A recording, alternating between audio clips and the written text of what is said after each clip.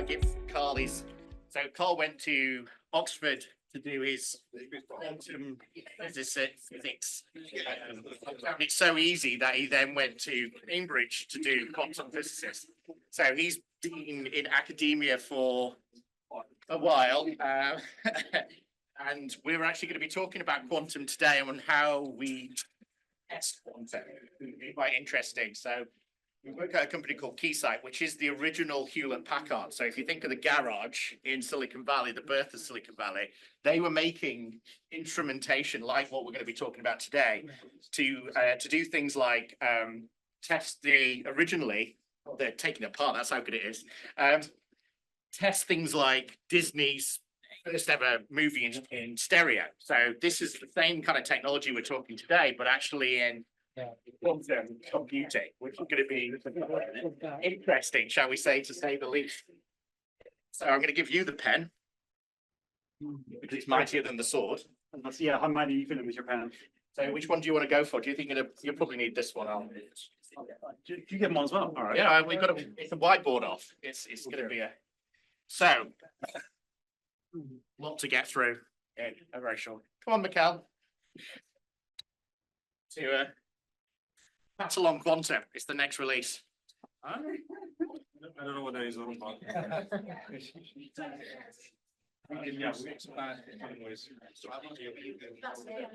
That's it. Okay, so as I kind of said, my good friend who keeps on getting over introduced did quantum field theory, advanced quantum field theory, the general relativity, standard black holes, and supersymmetry, which we're going to cover today. No, we're not. I've 20 minutes. I only found out this morning he decided to go on LinkedIn and basically make that slide number 2. Lovely. Thanks very much. We did get you a first class, but I'll let you off. I did. So from now on, he's been called Quantum Dude because I couldn't really give him another name. So, a bit of background. And originally we were going to talk about AI, which was it's kind of what we do on a day-to-day job. So he is actually a machine learning AI architect.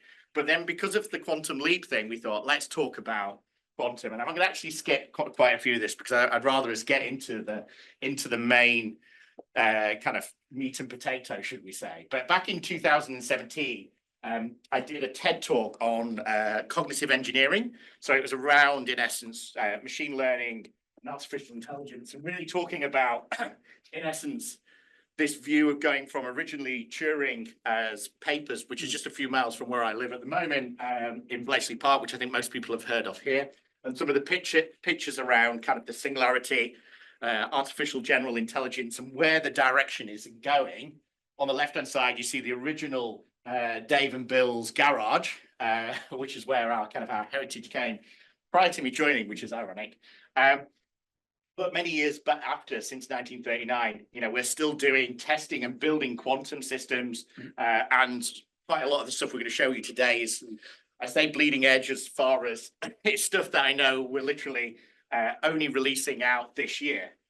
So anyway, here's us in Athens a couple of weeks back, and you did a bit of a session covering a bit of quantum. There was a quantum tunneling joke, which we're not going to get into at this point in time. No, but it's very interesting. But somewhere in the back of this, which now we're into the quantum stuff, I did actually have quantum teleportation, which I'm not quite sure what that physically is.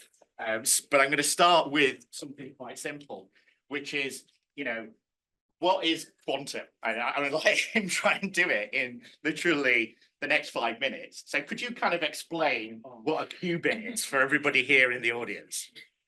Right, where to start? Oh, I'm trying to figure out the base position here, right? Where do we start with this? So yeah, what is quantum computing? Why is it such a big thing? And what advantages does it have? We'll go into some of the details exactly of what it can do. But as I'm sure you've heard many arguments before, the idea is instead of having such a discrete 0 or 1 approach, you can essentially have them. It's very difficult to describe in such a way that there's no real physical or classical analogy. But the fact that you can essentially add them and they can essentially do math on them there instead of having discrete things, it working in a continuous space. It means that you can get a lot more out of it. And as we'll go in later, that only really boosts some quite niche use cases. Now we're trying to, as the technology grows, we're finding more and more generally. But it's not a panacea. It's not going to just solve everything all over the place. But it's worth realizing that sometimes that extra freedom to do stuff can make some problems much better, as we'll probably get to later. So to try and give you an idea of this, because originally I kind of got, I think like everybody else got really excited that it was going to be used for maybe security was the obvious use case. And so when we started getting involved, we were working with, we just got out to Microsoft, the HQ in Santa Clara, and they have started using some very narrow quantum computing use cases. One of them that we're helping them with at the moment is around improving the fidelity of MRI scans. So this is using something called Q-sharp, which is a language which, in essence, Microsoft have adopted, which in essence, I'm going to let you use the things. You can test quantum. Explain it to me now. How do you test a quantum computer on a binary system? Well, yeah. So currently, there aren't that many quantum computers going around for actual use, and the current state of the actual hardware is it's not quite there yet to run stuff on. So this Q-sharp is basically an interface to essentially an emulated system. We can emulate it. It's just not going to show the scaling of what the quantum computers actually will give you. But you can test, yes, the inputs give the right outputs. That's the programming problem. And then quantum computing itself is the engineering problem, basically. In a very simple kind of viewpoint, but what in essence this talks about when we talk about simulating it is there's six quantum quantum computers that are in the world. Yeah, and I think 3 of them are across Europe. Now, obviously, if you've fed a quantum task to one of these 6 machines, it would be able to pretty much exponentially solve the problem. Now, what the emulators or the simulators and the qubits, which you're going to probably explain in a bit more detail, is they can in essence process that quantum load, but obviously this is an exponential amount of time. So this could be, let's say it's 1,000 years or something to do the full processing. But what they can do is they can prove that actually the inputs and outputs are working. Yeah. But then when they throw it at an actual quantum computer, they'll see that this accelerates. However, why a lot of these use cases are so narrow now is because people are realizing that actually these can still run on traditional machines. So even though they might think, let's target something like pharma for drug discovery, they're realizing that actually you can run these still on classic computers. Yeah, well, the big thing on quantum computers worth remembering is all the algorithms and processes that run on quantum computers can be run classically. If you can essentially emulate a quantum computer on a classical computer, it works. You just don't get that essentially it won't scale as well. But there are some problems that if you apply them in this essential space, the scaling factor goes way down and becomes actually feasible, like cryptography, which is the big one most people know about. The fact that all of a sudden cryptography goes from not being computable in the lifetime of the universe to actually a few seconds if you have the right hardware. But it's why there's quite only a few specific algorithms that work in quantum, and how to apply those is the big thing. But we can run them on classical computers to test if the theory works, and they just run very quickly though. So as I know, I wanted to give something for at least the designers to do. Obviously, most people know about, and we know this is the only thing what's coming out on here, right? Is that everyone knows of Schrödinger's cat, right? And the experiment. So you explain it because you explain it more beautifully than I do. Because I just see it as a cat in a box that has poison in there. But what's the real reason? It's to give the intuition of how the quantum system works. So if I put a cat in a box, because I'm feeling particularly vindictive today, and I put some radioactive material in there, which say has a half chance of killing the cat in the next minute, because I'm feeling cruel. Put it in the box. After a minute, what's the state of the cat? The way quantum stuff works, we don't know until it's observed, and quantum very weird, and the measurement is like very key to, which is there's basically philosophy theses you could write about this. That's a whole other story. Until the box is opened, from our position, we don't know what state it's in. And so this is why you get the both dead and alive argument. It was actually invented as a counter argument by Schrödinger to go, isn't quantum silly? Even though he came up with this stuff, but it's taken because actually it's a pretty good example of kind of the sort of weird things that physicists have to deal with. So yeah, so the usual viewpoint is superposition. It's the cat is in a superposition in essence, which could be curled up next to the radioactive stuff hugging it, or it could be the opposite side of the box. You don't really know until you observe it. So it could in theory be moving, whatever, we don't know because we've not observed it. And then obviously the classical argument is as soon as you observe quantum. Like I say, quantum mechanics is strange compared to normal physics. The measurement changes things in a very strange, unusual way. It's actually one of the biggest unsolved problems in physics, the measurement problem. But again, this isn't a philosophy lesson. I hadn't prepared for it, so you'll have to take my word for it. So instead, what we are going to give you, even though this slightly moved forwards, is I don't know if What this, have you done? I haven't done anything for once, which is yeah, that's true. So please explain the difference between superconductors, ion traps, quantum dots, and cold atoms quickly. So yeah, the idea of quantum computing using these quantum bits it's an abstract thing. So how do we actually make them? You know, it's the same idea. If we know what a bit is in classical computing, how do we make it? Do we have it transistors and electrons, or do we have it? You can have it a physical mechanical machine. It's different manifestations of it to try and use the idea. And you have different technologies, all of which are more promising than others. Superconducting is basically, you can imagine superconducting circuits basically is a reasonable kind of analogy. And as you say, it's being done by IBM, Google. Those are the ones which have the big computers of the order of hundreds of qubits, which is quite a ways off, but that's to be useful, but that's a whole other story. Ion traps, I'm sure you've seen the images of essentially ions being trapped by lasers on all sides to hold them in place. And you can use that, if they're held in the right place, they can be essentially entangled with other ones nearby. But as the problems show, it doesn't scale very well. And this thing, they're all kind of they're very much all greenfield technologies. They're still being researched and people have decent ideas. Photonics basically using like light instead of electricity. I'm sure physicists tell me off for saying that, but reasonable intuition. And the other one, you know, these are the last ones are much smaller in principle. Quantum dots, as you can probably guess, like the technology exists from it being used for your monitors. And yeah, cold atoms, basically just everything being scaled on really, really cold. And I mean, they're all quite cold. Superconductors need of the order of millikelvin, but even more cold. Again, the way they interact is very different. And this is the important bit, is the lifetime, right? Yeah. So the big thing about, yeah, as you say, all of them are kind of have a gate operation time, which is essentially the time to switch all these things happening, which is why, for example, ion traps, there's a factor of about 500 there between that and the rest of them, 500 to 1,000 between that and the rest of them, so it's microseconds. That's the danger. It can't switch quickly enough. As you know, think the time with which the transistor switches in classical physics, that's what, sub-nanosecond. Superconductors, you can see the problem is as well, the lifetime is the other big thing. So with quantum states, they need to be held essentially with a minimal interaction with the environment, because otherwise what's called the decoherer. And that's why you get these lifetimes. You see, they don't last very long. Even the best one there is like, oh, it lasts for 50 seconds. I mean, I imagine most of your computers will take longer than a minute to run stuff. This is why the technology needs to be scaled up. And a lot of the principal stuff is going to take, a lot of it's an engineering problem. How do we scale it up and make it usable at all? But we're not going to go into understanding why that's there. My Greek letters are. It's microsecond. It's a It's microsecond. the millionth of a second. Yeah, that's fine. So what we're going to cover today, in essence, is these primary three, because these are the things that we're working on, right? Yeah. And so superconducting qubits, amplifiers, and they're the main areas that we're looking at. And partly what we're looking at is in the same traditional way as you think of a signal. So, you know, I always get quite upset when you talk to me about a nibble, which is half or a zero, which kind of feels like a quantum state, but never mind. But, you know, part of it is I always draw this horrible diagram of, you know, this a round circle, and we don't know where it is, somewhere in there. And, you know, the example, I'll try to make it a little bit more, bring it to life.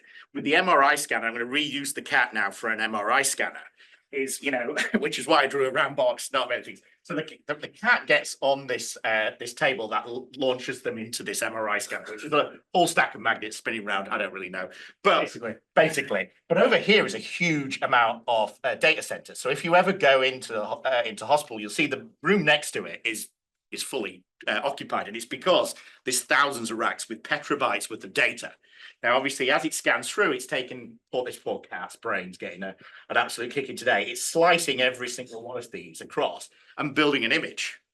Now, in a way, when we think of building a traditional algorithm, we're thinking about everything is in a static position. Now, everyone who's got a cat will probably realize that this is going to move around, and therefore, even if you want to be able to run millions or trillions of petabytes worth of image data to try every variance of this cat moving X, Y when it's breathing by just a small fraction, then you can use a quantum computer to increase the fidelity, i.e. the resolution of the actual image of what this brain looks like, so that you can detect things that you would never be able to see before, because classic computing would take too long. Is that a good diagram, apart from having an MRI with a cat's brain in it? Essentially, yeah, because of the way to compose the large image, and there is a way to, like I said, there's only kind of a certain level of a few algorithms that can apply to quantum computers to make it speed up. If you read Wikipedia's list of quantum algorithms, it's not that long. It's all pretty technical, even there a little bit. But the idea is you can apply one of those essentially to that to try and speed it up, to try and merge it all together because of one of the algorithms that they've used to try and help these medical cases. And so strictly just walking everyone through that algorithm, because at least you've got something you can take away and write down, right? Oh, no. Do you want me to start drawing things then? Just draw something very quickly, but this is, Oh, dear. like, just explain the slit problem, which I can't understand. All right. So what is this? Starting on this line, this one's just traditional. So yeah, this is what's called this is what's called in the superconducting world. There's something that's called a squid, as you can see referenced there. Basically, an interference device between two currents in your circuit. And all right, don't know how good your eyesight is in the back and back there. There's a little C. That's superconduction. Basically, it hits the critical temperature. So before it looks like normal classical things. You add it together. It gets cold enough, you start getting funny waves out. Basically, and using that, basically like that, you get these decoherences. Imagine the example is if you had, it's not quite this gives you the rough analogy. If you fire bullets through like these little holes, these are kind of slits and you kind of fire bullets out through there like a beam of electrons or beam of kind of little bullets coming out. The pattern it would make over here is essentially just adding of those, but as you get the wave analogy, if it's quantum like, you can essentially get the waves destructing and you can kind of get them adding up, and they don't kind of, as you can have like two waves and like on the surface of the water, they kind of land, and if the peaks and troughs line up, they can either add or subtract, you get nothing. So instead of, you basically get two things pointing this way and they basically cancel out here. This is what this kind of, instead of it just adding properly, you get, oh, there's nothing here, there's loads of stuff pointing at it. And that's how that's the basis of the technology to make these interference devices, which can measure very sensitive magnetic fields because of this. But again, I have to read the article again, which is most of the details, but that's the basic idea. And using that's the measurement devices partly used in the superconducting circuits, which is the biggest area of research for quantum computers to actually make them. Fair Enough? I'm not still completely sure about the double split thing, but I will try and work with it. But I think this is a quite good example because, RF, is that frequency on the previous thing. It's something what you saw and you can observe in essence a radio frequency, right? With this, it's around where the protons go. So I did make the joke of proton torpedoes, but I don't think maybe, can you use proton torpedoes in this use case or? I mean, You've just drawn proton torpedoes. That's why I'm slightly worried about. Sure, why not? Okay. There you go. So how does that work? What work? The diagram here. Yeah. I mean, it's basically it's similar in principle to your normal computer. You have essentially these units, you have these scales to try and measure the answers coming out. This is the problem. It's kind of programmed in such a way that you have to try and read the parameters. It's like your normal processing units, like in your classical computers. You try and measure the numbers that come out. And you see, I don't know how clear it is in the back. There's kind of the scaling of temperatures here to try and hit the critical temperature to try and measure these just right. And that's a lot of that's where the amplifier comes in, right? Yeah, like in a lot of classical things, you want amplified signals to be able to measure these sort of things because quantum stuff is very noisy. And there's a big engineering problem because quantum computers are very noisy, need so much error correcting to get them to work, which again throws the numbers off for how easy it is to actually make them in practice. Which is what we do, ironically, and this is kind of how we test them at different, in essence, frequencies, which are all measurements, right? Essentially, no, I think that this is partly through the Q-sharp system because this kind of emulates the whole system. Of course, the whole system would just directly apply to the physical system once it's spun up. But yeah, this is essentially testing the interference and the correlation between each of these bits. Actually, it's not that big. They've clearly measured quite a few of them, but it's test the principle of it. And this helps I usually hear, this is basically to try and help some of the engineers who don't have this massive quantum background get their head around what's going on, because it's monolithic, as you can imagine, getting your head around this. What's NG mode extraction? Because that's Eigenmode. Oh, do I have to teach about linear algebra again? We did this last time. Oh, that's basically, it's like a special energy level. No, I'm not going to like linear algebra. I'm thinking what an eigenvalue is. I'm going to hear it's like a special energy level. You like certain exact energy levels you can measure, and extractions basically. Okay, what are the actual resonances of what come out? And these are the coupling terms you can measure. Okay, what's the resonance of this energy? And yeah, and that's what this is trying to reference. I'm not doing a linear algebra course, but my favorite course out of all the stuff we did last week. But I did like the flip coin option, but so this is a 127 qubit edge Eagle processor from IBM, right? Yeah. So we saw that on the first bit, which is a superconductor. Yeah. And 127 qubits is incredibly small. It is, if you would, so again, there's some reasonable heuristics they can guess for what we need to actually start getting useful, make these useful in practice. And there's guesses between somewhere between 100,000 and 10 million. So we're a long way off yet. And the difficulty, like I say, this is an engineering problem, at least in part, of trying to figure out how to scale this up. Because I mentioned the decoherence earlier, the more and more this is, the harder it is to try and keep it essentially all in sync to do these calculations. So like I said, it's IBM are trying to reach 1,000. That's their big target.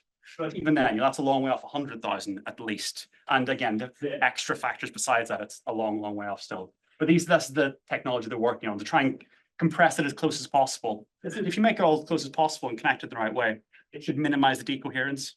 But again, the technology is being developed, and you might find that the winner of this technology is a completely other type, not by IBM in the future. Max. Exactly. Okay. And so when we're testing, in essence, the PCB development of quantum computers, right? You know, part of it is, my understanding is it is a size game as usual. So like if you think of a classic, you know, in the, I guess, 1980s, we'd have a 1 megahertz, you know, I use the word 1 million operations per second, which sounds like a lot, right? But then you kind of look at your phone and go, oh, it's only got, you know, 4.3 gigahertz on my phone, and it still takes ages to load to my calculator, right? You know, so it kind of feels the opposite side. But what we're saying is the size at this 8 micron level is super, super, super, super small, right? Yeah, like as this show, this is basically trying to make an actual diagram of how we might make this. And because quantum processors won't be standalone, they'll basically be like an extra, like your expansion cards a generation ago for your computers. It's basically a bit of hardware you can delegate to please do this. So it doesn't need to be as general purpose or as big as your normal classical computers, but it needs to be bigger than 127 to do anything useful. A couple of years ago, they did something magic. They said they finally got something useful. They factored 21 into 3 times 7, and they still cheated to do that as well. But they're a long way off. But you can see here, like the 0.001 million milliseconds. That's what, 1 nanometer. 1 nanometer, which is kind of nearly. That's the same level of shape as, that's the same as a normal classical computer still. It is, yeah. So it's the architecture. And what's interesting, I said partially interesting. So obviously everyone partially saw the big announcements that are coming in around kind of, I guess, classic computing. So I'm not going to use the word Apple Intelligence because it feels like it's slightly upsetting. But, you know, the whole point with the future devices is, of course, for everyone who's now got an iPhone 15 or whatever it is, they're okay because they have an NPU on it. But a neural processing unit, in essence, is very similar. Is that in a neural processing unit will be kind of passed from a classic CPU, which you've got on your device, to actually do the ML side of things. And obviously, this is, I'm going to say, low energy because in a way it is a lot low energy compared to how much traditional you would use a CPU. So this is probably they take 10 times as long, which is why everyone was buying GPUs in the old days. When you've got a dedicated neural processing unit, you'll be able to solve some of these kind of, well, not those problems, but you can kind of see it in the future that you would probably have in a quantum edge case. That's the hope. Yeah, the question, like I said, what the engineering problem, right? How do we make it cold enough? How do we make it work? How do we make sure it doesn't just kind of give out gibberish and it's too noisy? Again, the brighter minds than I are looking at this right now. But the hope is, yeah, you'd have basically essentially a quantum chip inside you. You'd ask it to do some things, and that would basically, even with, as you can imagine, going from normal classical CPUs to even NPUs or anything like that, it's still classical scaling laws. So you can do all your algorithms, it still scales the same way. But that changes with quantum chip because some of the algorithms change very differently because you can do them in different ways. So again, that's the hope, but we'll have to see how we get there. I'm just going to flick back just because I think we did miss one through the things. But if you look at some of this kind of standard use cases, so obviously I gave the kind of MRI scanner, which is, you know, feels quite fun. But, you know, what kind of, you know, what would you say is going to be, because we joked about blockchain, quantum, AI solutions, mainly because we were just trying to mash up as many. Oh, well, we thought we could potentially go to market with a quantum-based blockchain AI solution by the fall, but we just don't know which fall, probably the fall of all of it, right? You know, if you think about, so we do a lot around things like LiDAR and for cars, right? Is if you've got, in essence, a three-dimensional space which you're looking at, and you've got objects on it. In essence, you can, using classical things, which is why Elon has self-driving cars. You know, it's processing this, but this, in essence, is and we call it a traditional signal kind of problem, isn't it? It's looking at it from a computer vision perspective and identifying in near real-time objects. And this is what an NPU, in essence, is driven to do. But actually, if you were going to put that into a quantum kind of state, then it would be potentially looking at, you know, doing some the kind of processing power that you would need to do something really quite powerful with, right? Yeah, and like this page is a big discussion on what quantum computers can actually help with. So there's kind of devices there. Machine learning is kind of included in one of them, but there's simulation, for example. The big thing is if you have a quantum computer, it can simulate quite nicely quantum systems. And so that's why, for example, for drug discovery, you don't have to actually build your prototypes. You can just calculate it on these quantum systems much faster than you could right now. And that's why for pharma, it'll speed everything up. You can just simulate what might happen. And that's why it helps for a lot of these simulations, a lot of the kind of the chemical, like chemistry, pharma, stuff like that. You've got cryptography, which is the big one, because the most famous algorithm famously is able to, as you might know from a lot of your old cryptography, it relies on the fact that if you have two large numbers and multiply them, it's much easier to do that than to tear them back apart again. But there's a quantum algorithm which can do that much faster than classical using magic, maths, quantum stuff. So basically, we need to create what's called quantum safe cryptography, which doesn't rely on that, which is why it's a big investment. We have to know it because it might be the probably mutually assured destruction. We need to figure it out. We need to get it so we don't, you know, people aren't caught in the back foot because they haven't researched it enough. And finally, there's optimization, because some of the algorithms, again, there's very specific algorithms. One of them talks about what's called the quantum walk. And you can imagine using that in essentially a graph-like structure to help like the traveling salesman problem, etc. And that's why you get these optimization problems that can be attacked by it. That's why I would say there's about three main slides that you work on the challenge.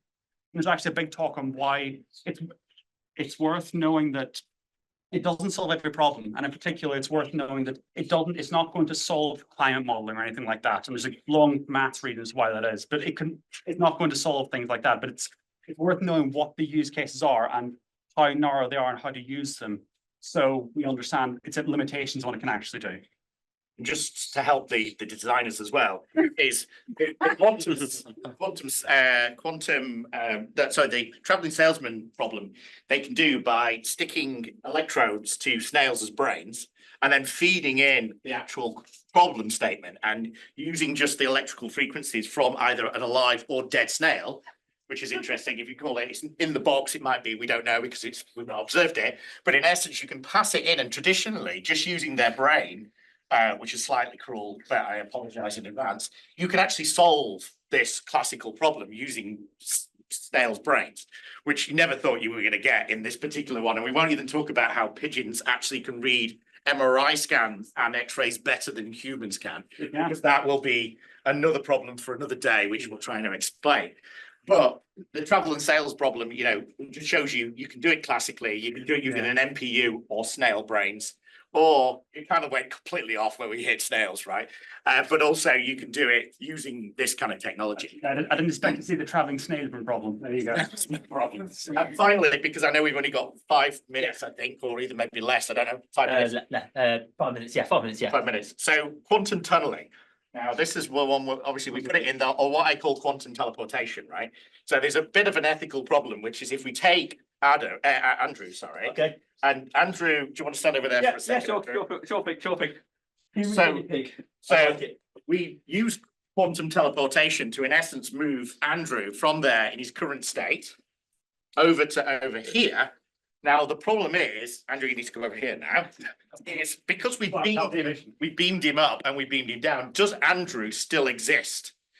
Because in essence, we've moved his entire presence from one side of the room to the other, which we're going to do again, go back over there, because we're going to have a bit of space.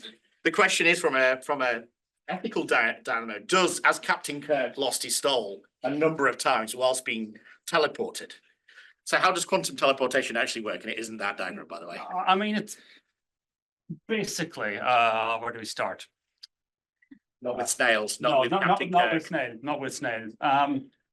Quantum mechanics is very messy and leaky and stuff like that. So if you have essentially a hill, there's no way for you to walk over it. Or that you have to walk over to get to the other side, even if it's on the same level. Rock's thought about that. Oh dear, no, there's not. But there are ways for the particles to just kind of appear outside without having to go over the hill. That's the sort of idea of quantum tunneling, and is why things can just act a little weird and unpredictably in the quantum space. But try and build a system around to try and avoid that as much as possible. You can essentially mitigate it as much as you can. Like I say, if you have something here, if a ball can only roll as high as it started, but it can, if even over a hill like that. But there are ways to kind of appear on the other side, because it has the right energy to be on the other side in principle, but classically it can't do that. But quantum again is a little strange, because they have the actual position. Again, long story. I'm not going to do a linear algebra course today. So can we teleport between two hills? Is what we all really want to know, because we want to get it home and we don't want to use the TLR, the Yeah. TLR. You'd be quicker trying to just tunnel through it with your trains, to be honest. So we've done quantum teleportation. What else did we say we were going to pick up? It's a big one. Has anyone got any questions? Is there any Supersymmetry you were going to do, weren't you? Oh, one question at the back. So if you had a quantum computer that could produce many or perhaps all possible answers in one go, rather than a binary yes/no answer, I can get that that's going to solve problems fast, but is it going to actually solve non-deterministic polynomial time problem in polynomial time? In other words, you're going to make MVP. Yes, well, that's the simple example. It only gives one answer. This thing is not, it gives all answers possibly at the end. It's more that internally inside this black box, all these states kind of add up in such a way that the answer can appear quickly, essentially. The example I gave, Shor's algorithm, which is the one used to factor semi-prime numbers, that currently is super polynomial time, I think. And in the quantum computing, it can be done in polynomial time. So that's the big one. That's why cryptography needs to be made quantum safe. Because of all that, Shor's algorithm is the big one, and that's the people know about cryptography. But yeah, moving a problem to polynomial time, as you can imagine, is a big thing. Is that same as Polynesian, right? I'm not taking you to Polynesia. Yeah, right. Great question. Oh, health and safety really got there for the thing. Safety. Okay, so that leads on to, I had the question that I wanted to ask you then, but it went because we talked about the same thing. Hope you want to reflect. Okay, any other kind of questions before I find another really hard question for him to answer? Perot? Is there an equivalent of the Hello World program for quantum computing? I don't have a quantum computer prime numbers on. Like I say, recently they had, a quantum computer was so good at factoring semi-prime numbers, it turned 21 into 3 times 7. But that they had to cheat. They couldn't even use the proper algorithm for that. They cheated along the way. So again, we're a long way off actually running this sort of thing. Again, it's very much I mean, Hello World is what the initial kind of approach of, oh, you picked up a language start, something like that. I'm sure there are quite simple examples. Essentially, if you had the key-drop language we talked about for the emulated systems, you could say, yeah, factor this number, because we could do it in principle, but we're a long way off actually getting physical computers that actually do it on a reasonable time frame. And this is why the testing is quite difficult. We can validate that it does give the right answer in much too long on the emulated system before we move to the hardware. One last question. One more. So given what you just said, large corporations, should they be putting effort into tracking this, or is this something that they should just maybe track, but should they be investing a team or something to be working on it, or is it too early? Well, they are investing a lot of things into I know, but it's worth trying to temper the hype. How useful is it going to be? And we don't quite know. But this is what a lot of people, like us said earlier, it's not going to solve climate modeling for quite technical reasons, because climate is a non-linear system and quantum is a linear system. There's quite technical reasons. There's lots of things that people think it will do, but it won't. It'll solve quite niche problems, essentially described there. But people have to, it's because it might optimize some financial allocation. You can see why the financial industry is quite interested in it. But so my brother is looking at quantum technology on behalf of GSK. right, yeah, well, that's pharma. From a cyber security perspective only, because it's a Right. big subject, yeah. But I don't know what he does all day. What does he do? What I'm saying is there's nothing to do yet. It's on the way on. This is the best job, you know? Basically, you can research from the emulator perspective, you can get around your head around the science of it, but building and applying it, it's, as you say, it's a security problem. They're essentially just trying to guard for the future. And this is, quantum safe cryptography. That's one big thing. If this hardware becomes available and usable, cryptography needs to move to quantum safe systems. But I think that we've already sorted out the theory for that. We have quantum safe cryptography, which needs to be applied across the whole world. Well, that's easy, isn't it?